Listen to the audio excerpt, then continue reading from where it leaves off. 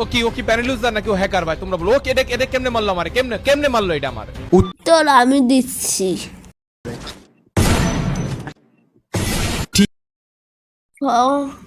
পাথায় লাগছে, মাথায় লাগ করলা।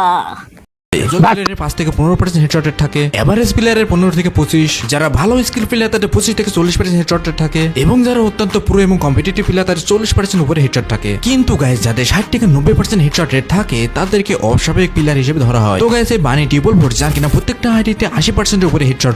বো আমি গো আশা করি আর প্রমাণ লাগবে না। আমি নিউ ক্রিয়েটারতে আমি ছোট ছোট রোস্টিং ভিডিও ছাড়ি। এটা আমি ভালো ভিউজ হলে আমি বড় বড় রোস্টিং ভিডিও ছাড়বো।